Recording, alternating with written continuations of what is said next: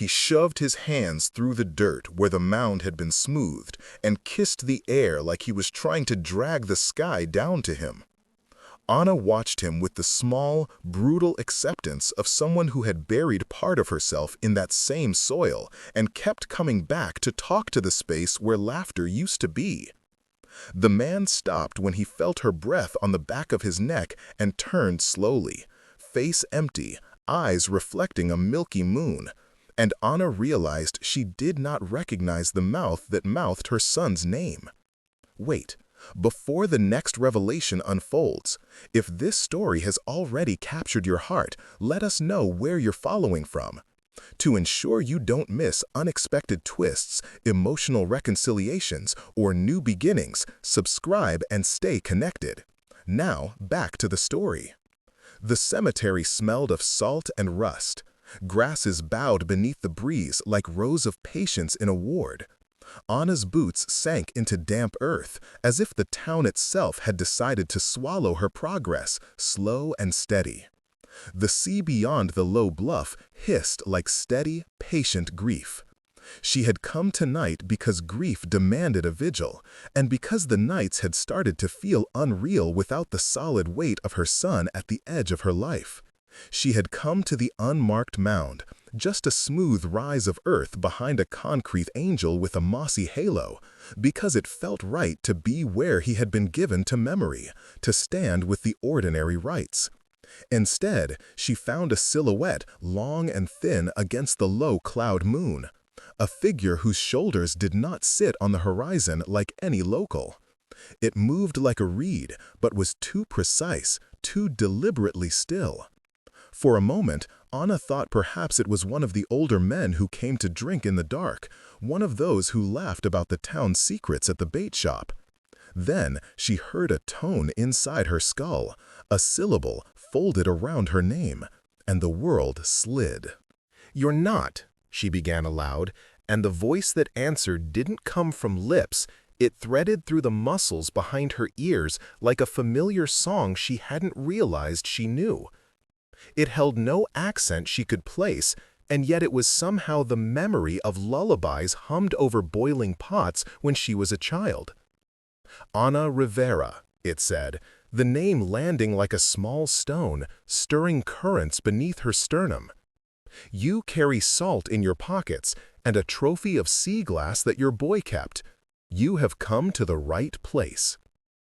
Her first reaction was a scientist's reflex: observe, name, classify. But the seed of motherhood sprouted faster. "Where is Mateo?" Her voice cracked. She had been a marine biologist once, had cataloged plankton and the slow, indifferent migrations of whales.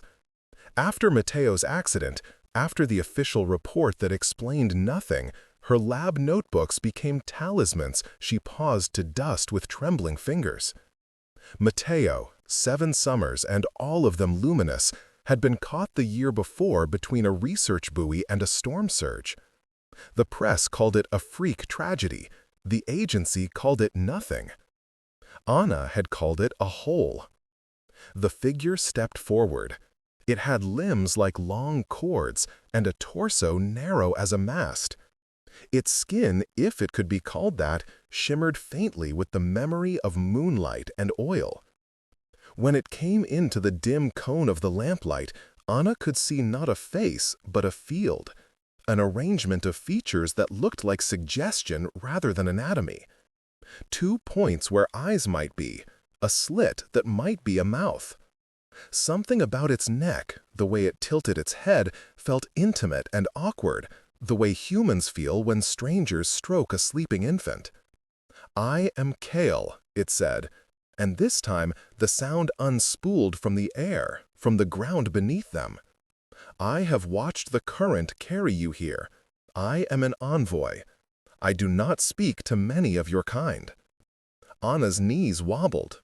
The practical part of her brain tried to anchor itself to details, the slow way the lamplight refracted off whatever the creature wore, if it wore anything, the absence of breath, the ineffable symmetry of a body used to different laws of balance. But even as she cataloged, she was a mother, and mothers do not distance themselves from those who say their children's names in the dark. "You're not supposed to be here," she found herself saying, though she had no idea who they were. "You weren't supposed to. What are you doing at Mateo's grave?" Kale's attention folded toward the mound behind her, a motion that could have been tenderness if the mind did not want to catalog danger. "Your son is of our concern," he said, "not in the way your reports described."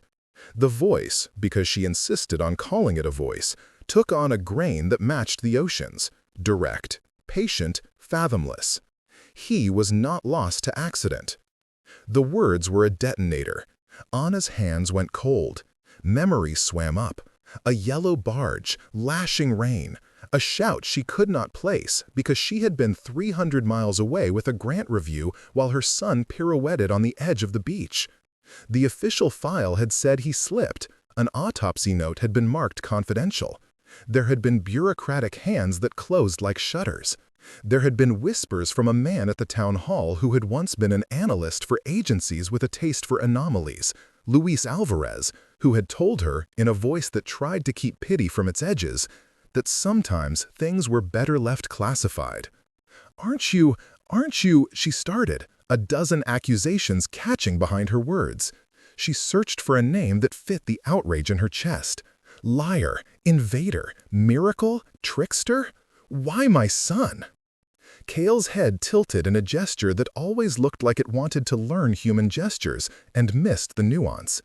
"Because your son heard us," he said. "He was chosen, not by us alone perhaps, but by a crossing that your world does not expect." He was near water, and water listens. The cemetery seemed to inhale. Far out, a siren threaded briefly through the night and then retreated as if embarrassed to be human near a thing that spoke with the night itself. Anna stared at Kyle, and the rational part of herself, the part that had once spent nights on research vessels, freeze-drying samples and calibrating indices, began to stitch explanations. Could this be an advanced war-inism, a biological mimicry, an operative with a suit and voice synthesizer? A horrible psychological trauma manifesting as a hallucination? Then the most human of reactions rose, grief, raw and animal. "They told me he was gone," she said. "They buried him while I signed papers for a grant. They told me to sign. Luis told me." Her fingers reached for the mound, as if contact with earth could anchor her. The dirt was cool and smelled of rotting kelp. When she brushed the top of the mound, she felt not the give of a coffin, but a strange, almost metallic resonance, like a chord thrumming in the soil. She jerked away as if burned. "That file is not ours to show without consent," Kyle said, softer than before. "We have laws. We have pacts. Your governments agreed. You agreed." The syllables were factual, but in them Anna heard an accusation of a different weight. That consent had been traded, that the town's silence had been purchased in the name of peace. Her brain supplied the evidence of betrayal in flashes. Luis Alvarez at a council meeting, cornered and smooth, his hands folded as if pleading for a temperature-controlled economy. The bar where men who worked nights told stories about lights in the sky. A van with an agency logo that had pulled off the coast the month after the accident. The agency had offered reparations, a scholarship fund, and the public had nodded. Behind closed doors, there had been memos, code words, and a single line in a file that read, "Project Liaison active. Candidate harvested."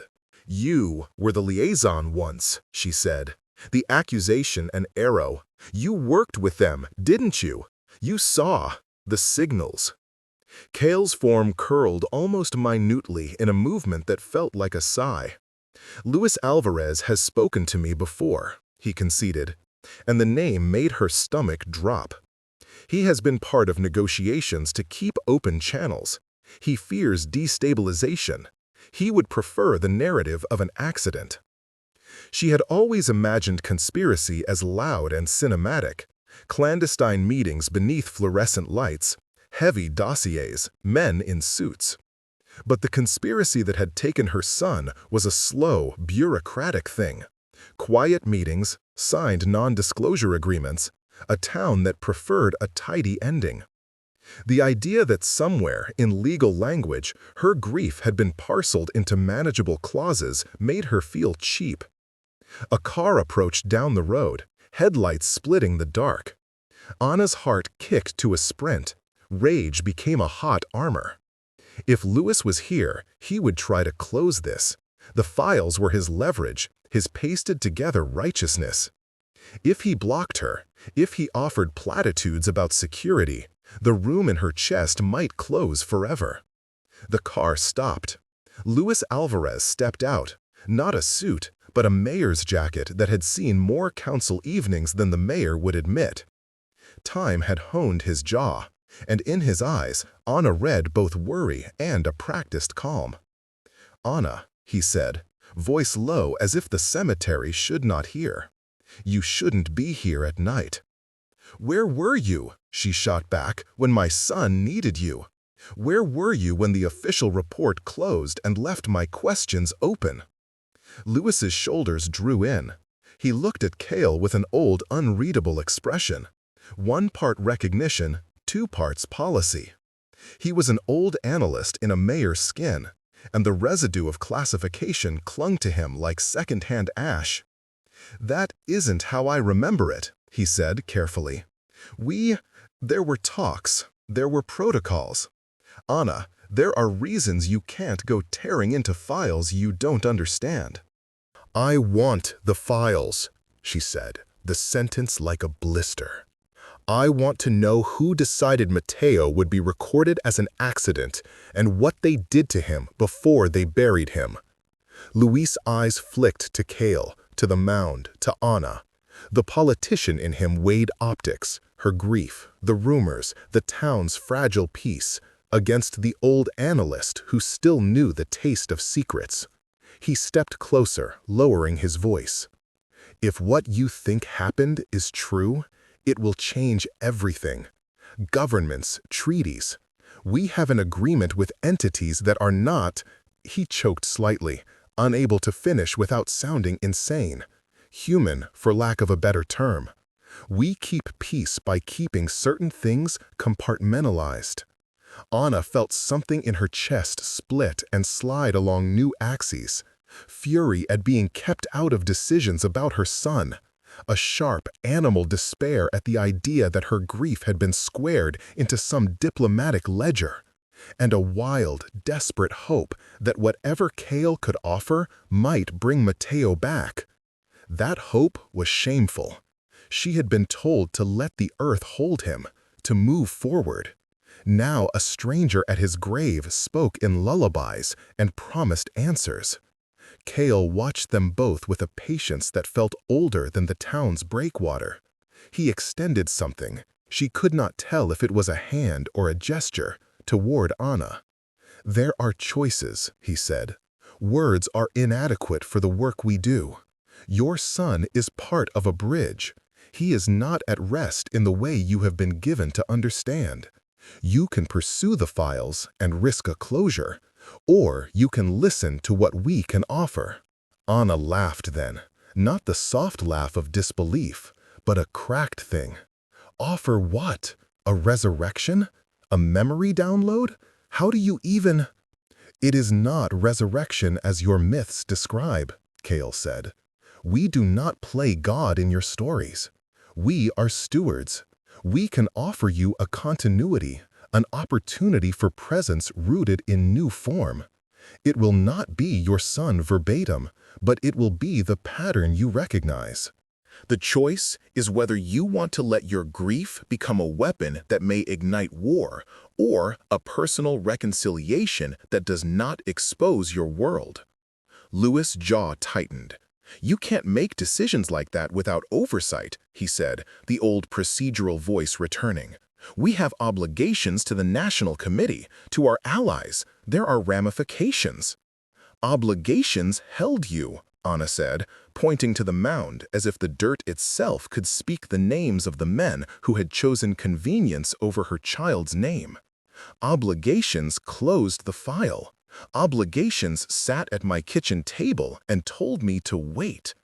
Silence pooled around the trio as the moon turned.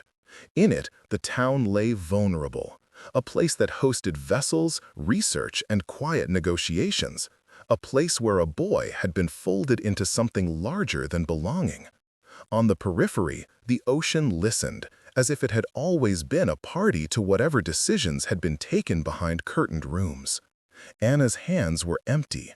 Her choices had been reduced to the size of this night.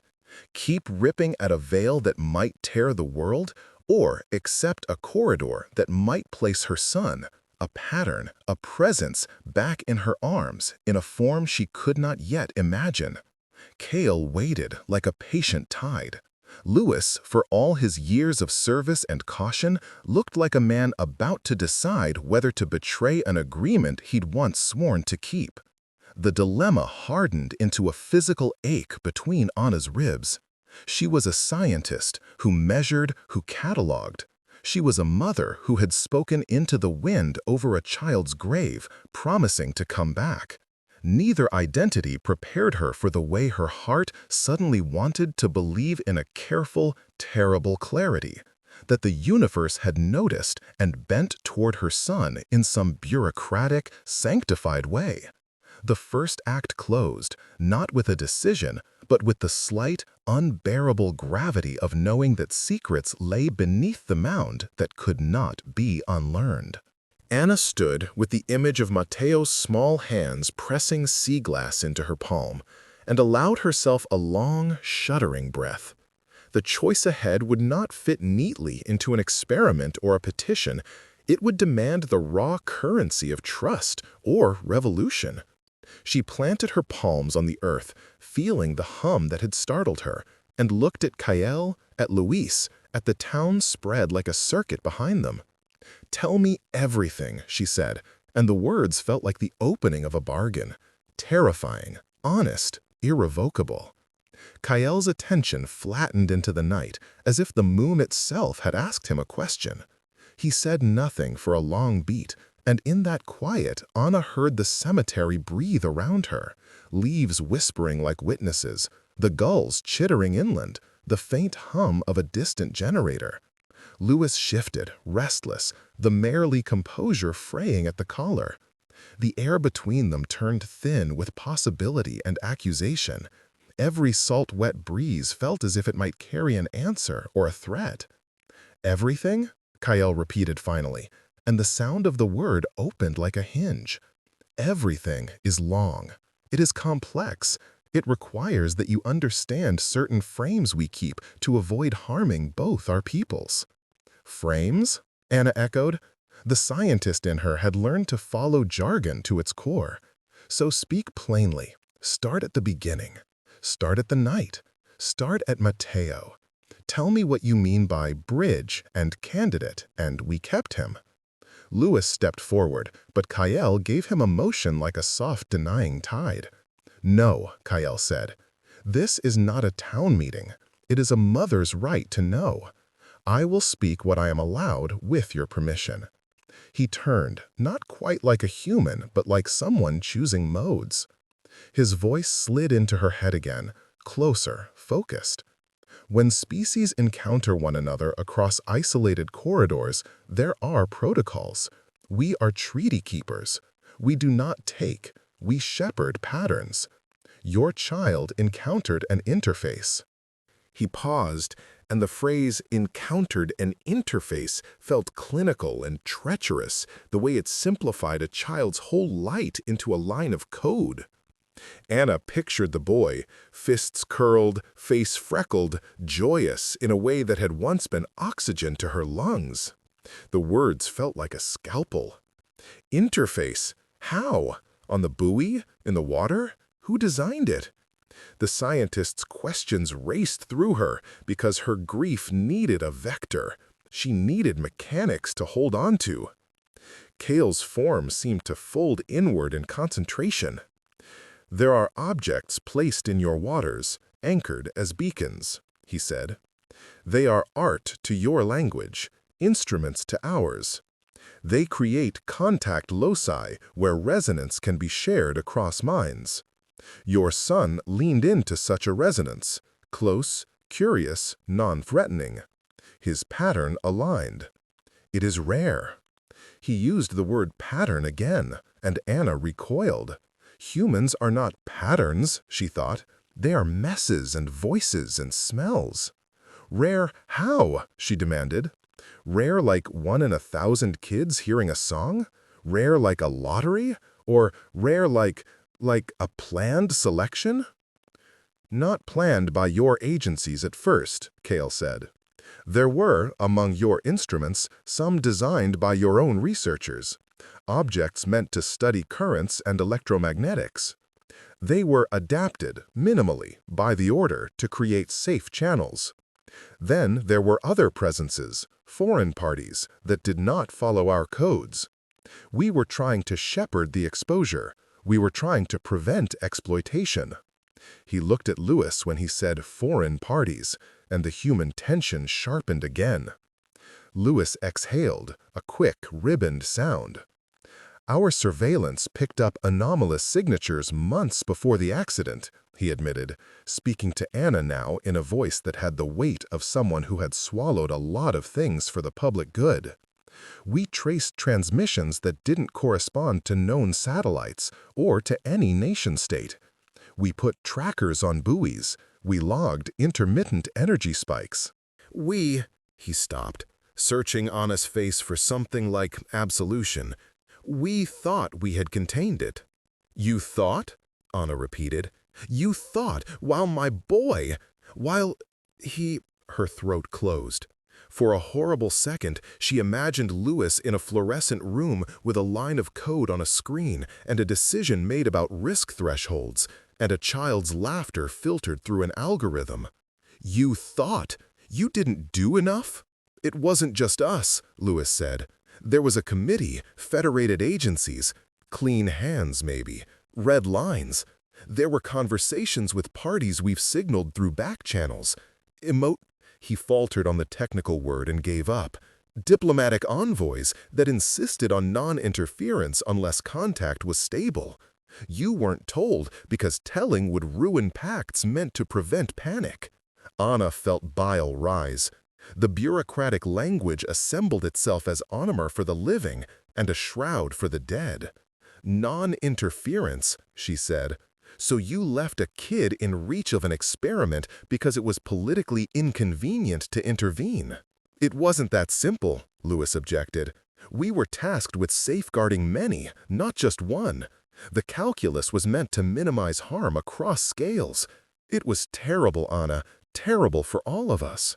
Anna looked at Kyle, who watched with an odd sympathy that made her skin crawl. You said the report lied, she said slowly. You said Mateo didn't die the way they wrote it. So what happened? Was he taken? Altered? Is he alive? Not as you would expect alive, Kyle said. A portion of his pattern, his neural signature, emergent memories, engaged in a resonance and was transferred through an interface into a repository. That repository is not inert, it is a living archive. It can hold echoes, modes of being. The boy's pattern is present within it. The words rearranged the room. An object that could cradle memory. Transfer, mechanics she could imagine in a lab, but always with living subjects.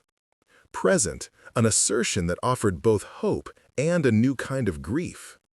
Repository, where? Anna asked. Who has it? Is it in town? Is it with you? Cale's head tilted. It is within a vessel controlled by the order, he said. Not our full vessel, compliant custody with allied parties. It is not in your town. It is not in any public archive. It is within a sealed enclave where patterns are preserved pending decisions. He paused, and his pause felt like a measure of time sized to the cosmos. There are possibilities to recover a pattern and reinstantiate it, but it is a process bound by laws and by the consent of parties whose names would frighten you. Honest fingers curled into the hem of her jacket until the fabric creased white. She wanted to ask how such laws could be secret from a grieving mother, how such parties could be named in whispers while the rest slept. Instead, she asked the question that hollowed her. "Can I have Mateo back?" Kale's answer was slow, and in it, Anna heard an honesty that sent a strange electric shock through her. "There is a way to create continuity," he said. "We can reinstantiate patterns into forms, into bodies that would carry echoes, memories, imprints. But this is not a replication. You will be given something that holds the boy's shape and trace, but it will learn and will evolve. Moreover, choosing that pathway invites exposure." Lewis' face shadowed as if he could already see the headlines, the geopolitics, the legal maelstrom. Public revelation would trigger scrutiny from powers who prefer us to be sleeping partners, he said. If your pursuit prompts a breach of treaties, it could lead to reprisals, economic, diplomatic. There are orders that would rather suppress than litigate. Suppress. The word tasted like something Anna had felt in her mouth when bureaucrats offered condolence and a check. "So either I let sacred agreements keep my son's pattern in limbo, or I risk the town, the country, maybe more, to retrieve him in a form that might not be him." "Yes," Kyle said, simply. "And there is a third choice as well." "A third?" Luis blurted before Anna could, his skepticism a reflex.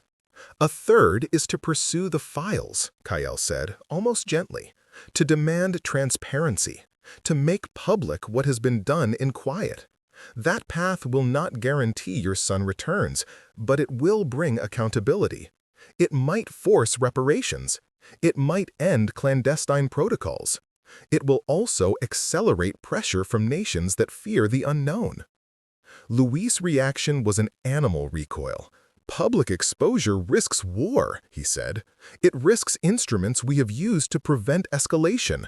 Anna, there are lives, ours included, that could be destroyed if the wrong actors become involved." Anna felt rage like molten metal. She had been told to be a civilization's collateral so peace could be preserved. Her child's life a permitted loss in a ledger. Everything inside her wanted to tear pages, files, anything that made the calculus. But the scientist's brain, the part that had modeled ecosystems and predicted the ripple effects of removing a species, coughed up cold logic.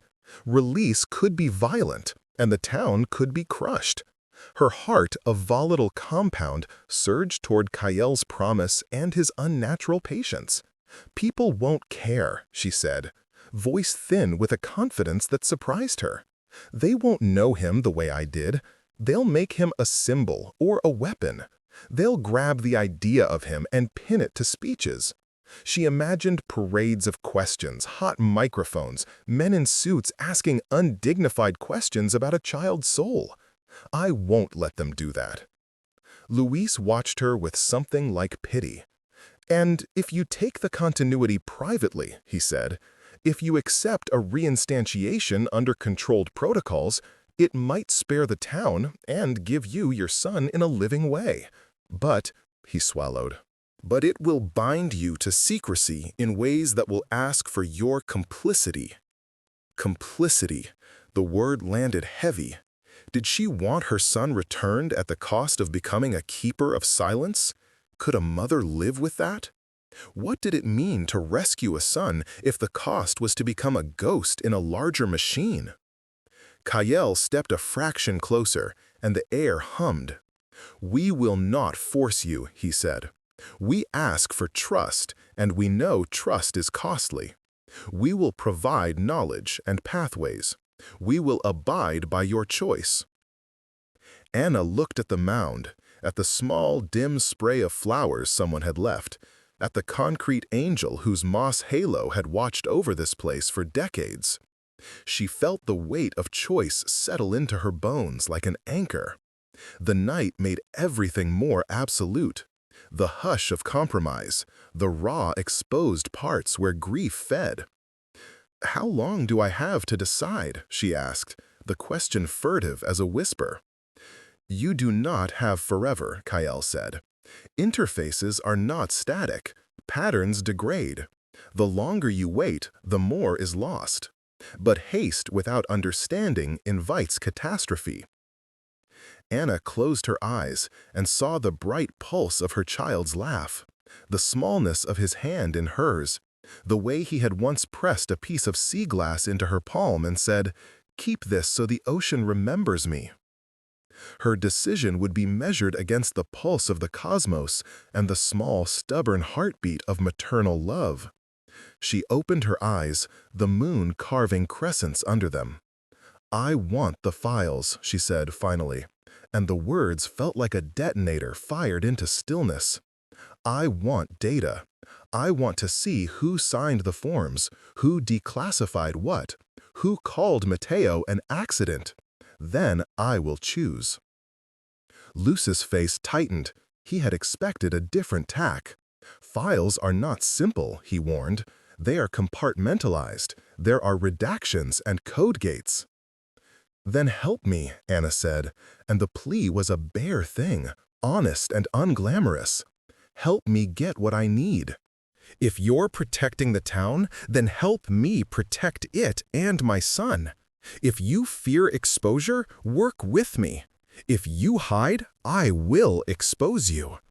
Luis looked at her a long moment, the town's protector and the repository's reluctant steward. "You will have to sign an affidavit," he said, the politician coming through, "and we will have to coordinate with federal liaisons. This will not be clean. Expect resistance." "I expect everything now," she said. "I don't want to waste time on niceties." Kael observed the exchange with a depth of patience that made Anna ache for what a long view could accomplish. "If you pursue the files," he said finally, "we will provide you with authentication for certain documents and direct access to some encrypted nodes. They will grant you only a sliver, but that sliver may tell you how the pattern was moved. If you choose the other route, reinstantiation, we will offer a controlled process, a private re-embodiment." Luis' jaw hardened. "And if she goes public while the pattern is in custody?" he asked. "I can't promise what other governments will not do." "I know," Kael said. "That is the terror." He looked at Anna with an unnameable tenderness. "Your choice will ripple." Anna felt the ripples already. Every possible path was a moral calculus that might save or destroy. Her thirst for truth warred with a mother's absolute need for her boy. She tasted both futures, one filled with papers and hearings, one with the uncertain warmth of a returned life. There were no guarantees, except the knowledge that waiting would not make the grief feel easier. She drew a breath that tasted like seawater and iron. "Start with the files," she said quietly, "and help me examine them. If they lie, I want to know who lied. If they tell the truth, then we discuss re-embodiment and the price." Luis exhaled, relief flickering like a match. "We'll start tomorrow," he said. "I'll make calls. We'll need counsel. There will be security protocols." Kael inclined his head. "I will provide the authentication," he promised, "and I will remain nearby in a way you can understand." As the trio dispersed, the town behind them breathed an even, fragile sleep. The night had not delivered answers, only the outlines of choices, scandal or silence, resurrection or revolution. Anna walked back to the mound with a weight and a lightness she couldn't reconcile. Lightness because she had a path forward. Weight because the path demanded pain and courage. She knelt at the grave and pressed her palms again into the dirt. The ground hummed faintly, a persistent metallic whisper. "Mateo," she said into the soil, into the dark, into whatever archive held his pattern. "I'm starting. I'm not leaving you behind." A gull cried out over the cliffs as if in answer, and the ocean rolled, steady as a promise, and heavy as a truth. The push and pull would not end tonight. It had just grown sharper, threaded with the twin engines of hope and fury that would drive her forward. The next morning, the town smelled like fish and the faint oil of yesterday's rain. Gulls argued over scraps, and the harbor pulled itself awake in a slow, practical cadence. Anna's hands trembled as she brewed coffee she didn't want. The kettle's whistle felt like a summons. She had chosen a course in the dark, and now had to find the instruments to navigate it.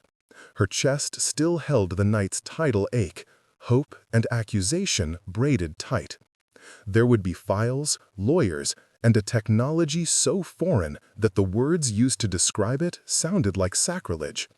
There would also be Kayel's patient insistence that patterns could be preserved, reimagined, restitched to new bodies. And there would be Luis, who had already started weighing town against treaty on his tongue. She met him at the municipal office, a building of flaking paint and committees. He offered a smile that tried to be ordinary and failed. Anna noticed lines around his eyes she had never seen before. Worry had etched them into his face. He handed her a thin folder, and the motion felt like a peace offering. "I managed to get a few preliminaries unsealed," he said. "We can access local logs, buoy telemetry, and some agency memos with CA proper clearance. Federal Council is reluctant. They want time." "Time," she echoed. The word was a raw seam. "You had time before my child died." Lewis flinched. A soldier hit in the old places. "That was different," he said. "It wasn't just our call then. The order—" He stopped, looking around as if someone might overhear the word. "They have oversight in ways governments negotiated to avoid chaos. They insisted on discretion. We thought it would protect us." Anna opened the folder with slow, ritual fingers. Inside were grainy prints, buoy readings with faint blips, time-stamped comments in terse acronyms, and a single email chain with lines redacted into jagged black teeth. The redactions were a physical affront, their absence like missing vertebrae in a child's spine. Her throat closed. "Who got the memo that put redactions there?" she demanded. "Who said my right to know was expendable?" Lewis's hand hovered over the paper as if the documents could sting. "The federal liaison," he said. "A panel. I don't have full clearance for the full archive. I can get you in front of council, and with judicial oversight, we could petition to unseal more. But that invites a public process, which you are terrified of," she said flatly. He didn't reply. He couldn't, because the first break had already started. The one between a man sworn to protect a town and the concrete truths that demanded more than protection. He offered instead the practical. "Come with me. We have a secure room where you can view unredacted segments with counsel present. We'll need your signature to proceed. The committee will require reason, and they'll probe motives." Anna wanted to spit. She imagined interrogators in suits parsing her grief for signs of publicity hunger, of vendetta. She imagined her face in 100 feeds, and Mateo's memory made into rhetoric. "No cameras," she said. "No spins. No PR." He nodded. "Well, request a closed review. Federal counsel will be present. I will do what I can." As they walked through the town, the harbor meters clicked, and the fishermen's talk folded around them, a life that kept going no matter how many worlds brushed the edges. Anna was aware of the looks, sympathy, curiosity, a mayor's neighborly nod. The ordinary world felt obscene in its normalcy. Her grief had been privatized by policy. Now she was pushing to publicize what policy had privatized. In the secured conference room, a woman with hair pulled back into a tight legal knot introduced herself as special counsel representative, then immediately apologized for the formality. "We understand this is hard," she said, though the thought sounded like a protocol. The screen they set up showed folder names and logs. Anna signed papers that felt like bargains with fate, and then sat while red lines of bureaucracy churned.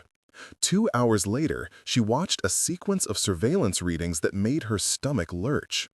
A buoy's field spiked with an anomalous modulation at 2214. Localized currents altered in a micro-pattern that looked nothing like a storm.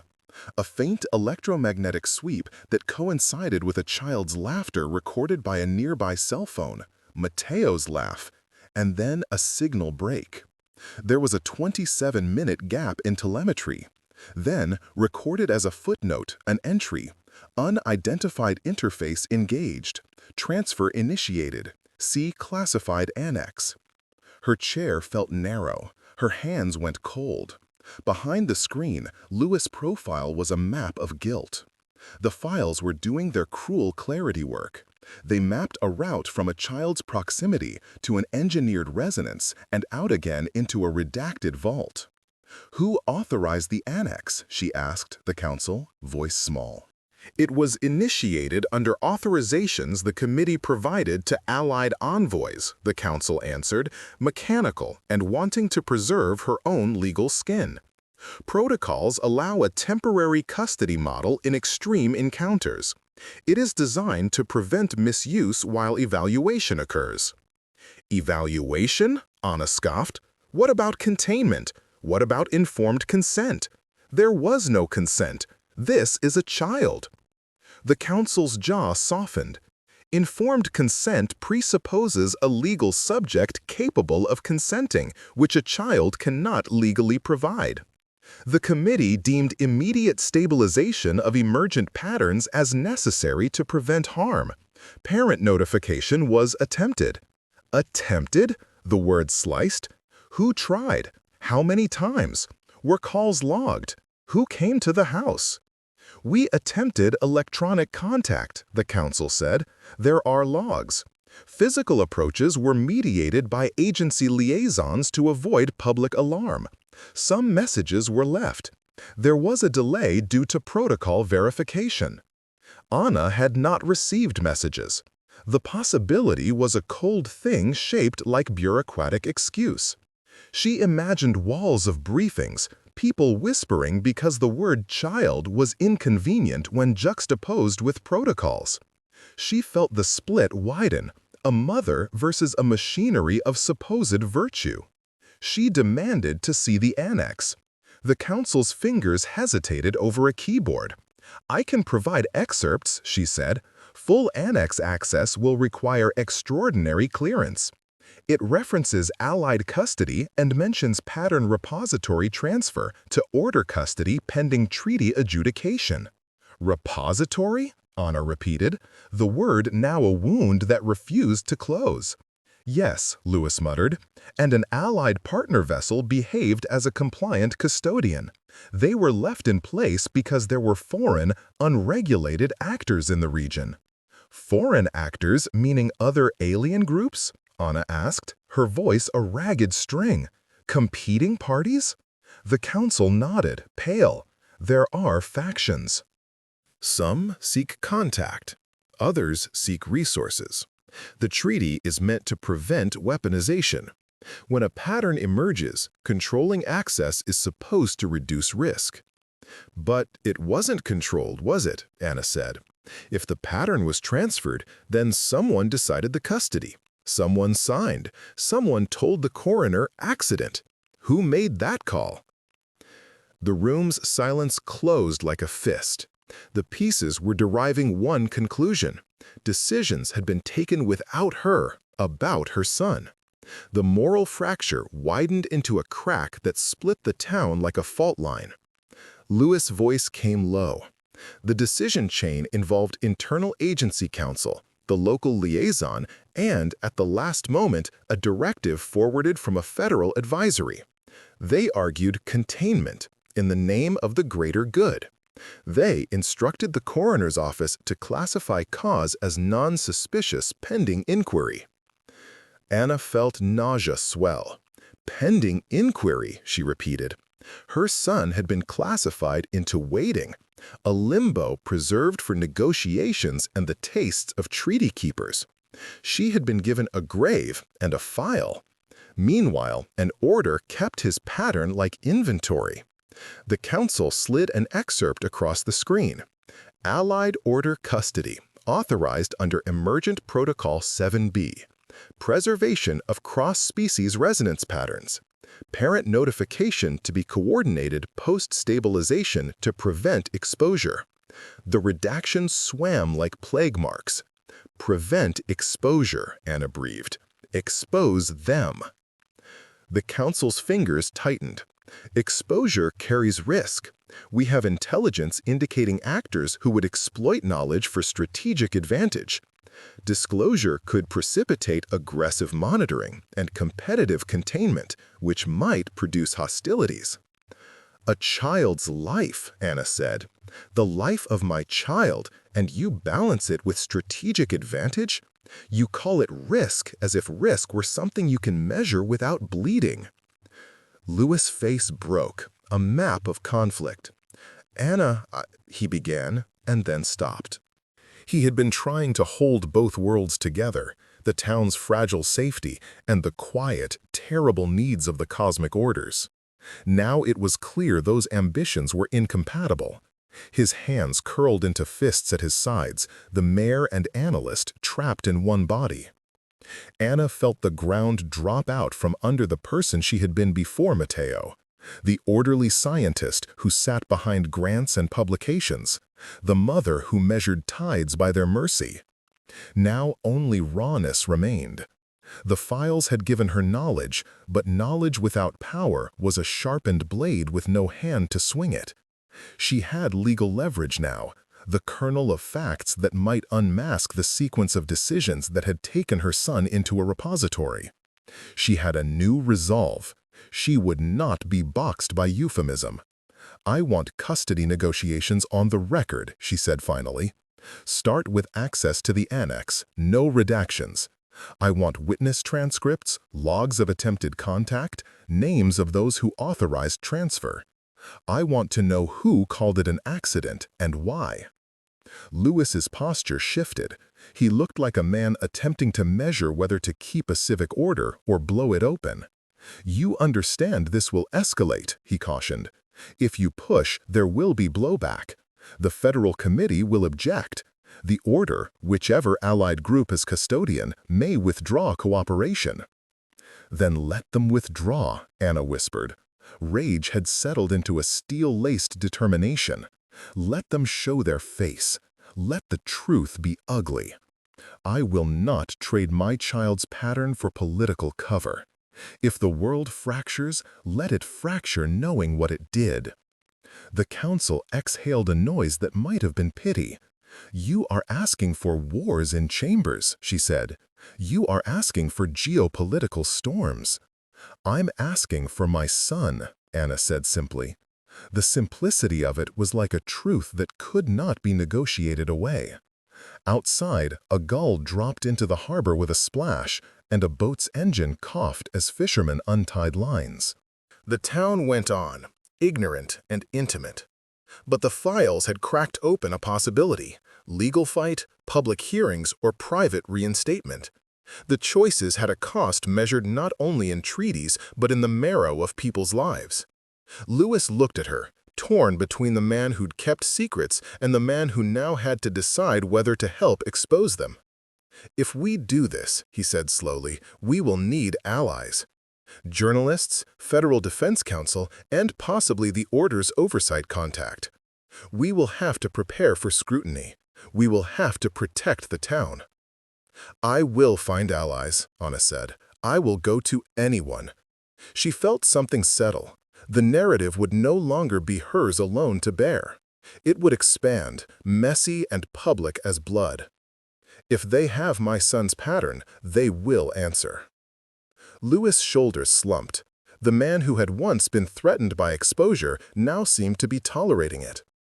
Tomorrow, then, he said, I'll make the call and schedule a petition. We will file to unseal more, but you'll have to testify. Anna nodded. The cost was immediate and terrible. A mother paraded in hearings, her grief dissected for public consumption. But she had a map now, an access point into the repository of decisions that had kept her son in limbo. She would trade comfort for truth. As she left the municipal office, the files tucked beneath her arm pressed into her ribs like a new bone. She felt both naked and armored. The town's air tasted sharper now, each face she passed a potential witness or threat. Secrets had been exposed enough to fracture trust. The mend would require fire. Grief, she realized, had become an instrument not only of mourning, but of reckoning. And reckon she would. Later, on the bluff above the cemetery, Anna sat with the folder open and the gulls carving the sky. The burial mound below was still a small rise of earth, ordinary as any grief. In the files, however, lurked collaborators and treaties, redactions and arithmetic, an apparatus that had turned her child into a pattern and then into inventory. She felt anger like a tide and an odd, fragile gratitude. She had seen the seam. She had a choice to make that would break or heal more than herself. Beneath the surface of bureaucratic language, a stranger's promise waited, Kyle's careful offer of continuity, and the knowledge that pattern reconstitution would not restore everything. There would be memory gaps, echoes, a lumen of the boy in a different body. The files promised a fight that would either unshackle such processes from secrecy or force mothers like Anna into solitary bargains. She closed the folder and pressed it to her heart. The grief in her now had a direction, toward truth, toward the retrieval of a pattern, toward a reckoning that would not let a child's life be folded into treaties without a mother's voice. The fractures had begun. How they would finish was no longer only a cosmic matter.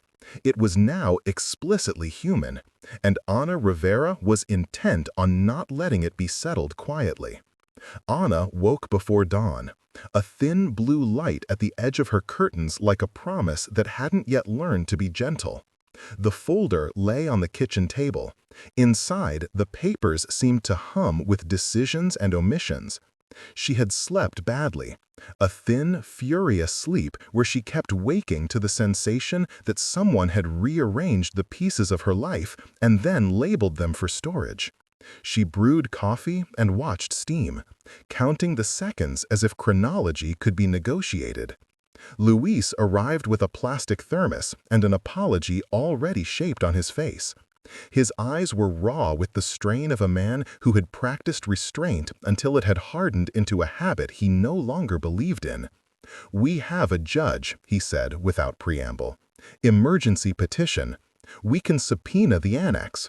But the order has weighed in with a veto notice. They insist that the repository is sovereign under treaty." Anna's hands tightened on her cup. The word sovereign felt obscene when attached to the place that held her son's pattern.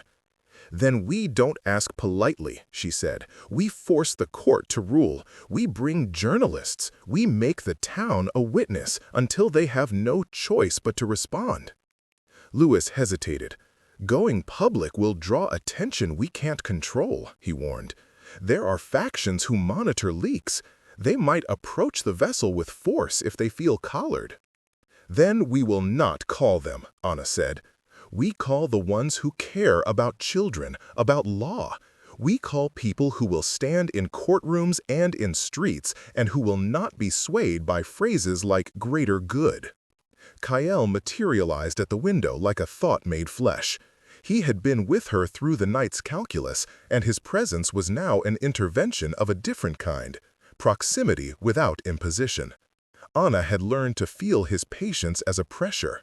"There is another way to give you leverage," he said, "a demonstration." Lewis' eyebrows drew up. "Demonstration? You mean—" "A demonstration of pattern continuity retrieval," Kyle finished. "Not an extraction, not a re-embodiment. A public, controlled playback of fragments, memories that indicate the repository holds a life pattern that corresponds to Mateo's signature. We can present it under legal oversight to the judge. It will not be complete, but it will be undeniable." Anna thought of the repository like a locked room whose echo she could now hear. "Can you do that?" she asked. "We can," Kyle said. But it will cost something of me. Our interface laws prohibit divulging pattern evidence in human courts without a witness from the order. I can be that witness, but to demonstrate, I will need to expose a tether between me and the repository. It risks revealing our channels. Lewis made a small sound that might have been a protest. Exposure at that level, if other actors parse it, they could triangulate our networks. Anna looked from Lewis to Kyle. She saw the mayor's fear and the envoy's readiness. "Do it," she said. "If it brings Mateo back in any way, if it opens the door to retrieval, show the court. I'll accept the risk." Kyle's field bent in a movement that read as solemn. "If I tether, my presence will respond to patterns that are not ours alone. The vessel's custodians may detect me. They may interpret the tether as an incursion. They could respond by severing the pattern or by retaliating against us. There is a chance they will retaliate directly against the town's infrastructure." Lewis's face lost color. "That would be a disaster," he said. "We can't let that happen." "You might not be able to stop it," Kyle said, "but you can prepare. Mayor Alvarez, you can marshal defenses. Ana Rivera, you can grant me consent to act as witness." Her throat tightened with the gravity of consenting to a risk that could burn more than she loved. Consent felt like handing over a blade and saying, "Please." Yet the alternative was a life of endless petitions. She thought of Mateo's small fingers, of the sea glass palmed and bright. She thought of every bureaucratic excuse and of promises that had been made in rooms that smelled of old coffee. "I consent," she said. The word unlatched itself before fear could find footing. "Do what you must." Kyle bent as if to touch the table, and the air around the papers shimmered with an unfathomable cold. The light in the kitchen dimmed. The wires in the house hummed with a frequency Anna felt in tooth and bone. Lewis barked orders into a phone, securing the courthouse, calling in federal counsel, briefing sympathetic journalists under embargo. The town stirred, a distant murmur of engines and shutters, aligning itself into a readiness Anna would never have imagined hosting. In the municipal courtroom, with cameras barred but with the press pool present behind glass, Kyle established the tether. He did not speak so much as unspool imagery into the room. A child's small hand, the particular cadence of a laugh like shivered glass, a fragment of a lullaby Anna hummed as a child that stirred memory into a living shape. The judge's stoic face cracked in places. The counsel's fingers trembled on a pen. As the images played, a sensor on the order's vessel pinged. Alarms sang, a distant, low thunder that everyone in the building felt more than heard. Outside, the town's lights faltered. A grid hiccuped as if a breath had been taken from the municipality. Kyle's glow deepened. Sweat, if such a thing could be called sweat, gleamed on his neck like brine. "They detected me," he said quietly to Anna. "They will respond." Her heart throttled. "Keep going," she told him. "Keep showing the fragments." He did. More came, Mateo's voice calling for jellyfish in the dark, a strand of a memory where Anna had braided his hair on the beach. The court could not deny the pattern. The judge ordered a temporary injunction. No unilateral transfer, no irreversible procedures. The order's legal envoy demanded a halt, and then, with sudden, cold efficiency, a communications burst tried to sever the tether. Kyle staggered as if struck. He replied with a plea that sounded like both music and code. "I cannot hold them off forever," he said. "If they sever now, the pattern will suffer fragmentation." Luis moved as if he could intercept what was now beyond hands. He stepped between Kyle and a clerk who reached for the emergency line. "Hold!" he cried, and his voice was the voice of a man choosing a side. "Do not escalate. We will negotiate. You have custody, but today the court sees evidence. The world will ask questions." In the corridor beyond the courthouse, Anna felt the town's grid tremble underfoot. She had consented to exposure and, with it, to a risk that could unravel more than files. She had also forced an order to become human in a way they had never been made to be, accountable. The tether quivered, then steadied as the order chose to parley rather than sever. Carol's outline softened. He drew in a breath that sounded like relief and pain braided together. When the hearings recessed, Lewis took Anna's hand in a gesture that was no longer political. His fingers were warm and real. "You were brave," he said, the words awkward with newfound intimacy. She looked at him, at the strain carved into his features, and in that moment the mayor and the analyst did not exist. Only a man who had helped her keep a terrible door from slamming shut.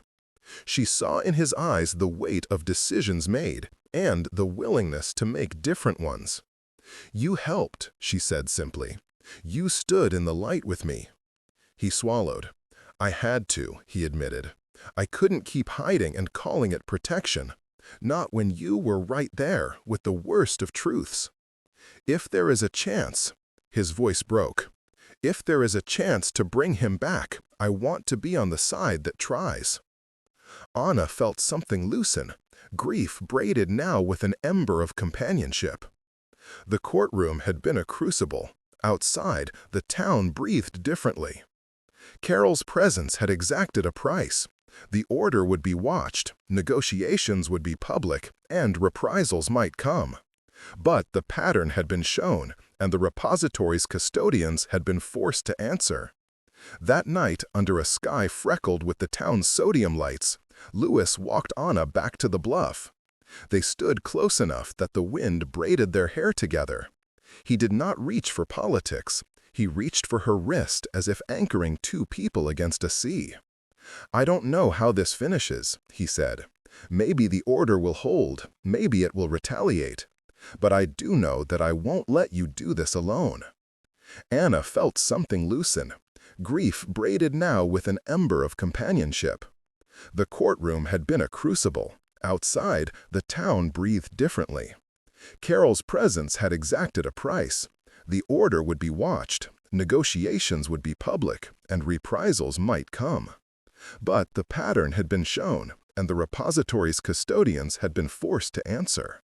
That night, under a sky freckled with the town's sodium lights, Lewis walked Anna back to the bluff. They stood close enough that the wind braided their hair together. He did not reach for politics. He reached for her wrist as if anchoring two people against a sea. "I don't know how this finishes," he said. "Maybe the order will hold, maybe it will retaliate. But I do know that I won't let you do this alone." Anna looked at him, at the man who had once been a keeper of secrets and had become, improbably, a partner in risk. The town below them was small and stubborn, an island of ordinary things that suddenly mattered in new ways. She thought of Matteo and of the strange tether that now hummed somewhere beyond comprehension, a thin line between repository and revelation. "Thank you," she said, and the gratitude was a confession and a bargain. "If we get him back, it won't be because treaties decided it. It will be because we refuse to accept their silence." Louise's fingers closed around hers, steady and warm. The harbor's lights glittered like a promise and a warning. Kael watched from the edge of the bluff, distant and necessary, his silhouette both sentinel and suitor to the cosmos' difficult mercy. He had given them leverage, and, in doing so, had exposed a seam in the order's armor. Then, without ceremony, Kael did something unexpected and human. He leaned forward and brushed his head, what passed for it, against Anna's shoulder in a small, almost apologetic gesture of solidarity. It was not romantic in any neat sense, but it was intimate, a promise of presence that transcended the treaty's cold language. Anna felt the contact as an echo in her bones, a warmth she had not expected from a being who had once seemed to be a ledger rather than a companion.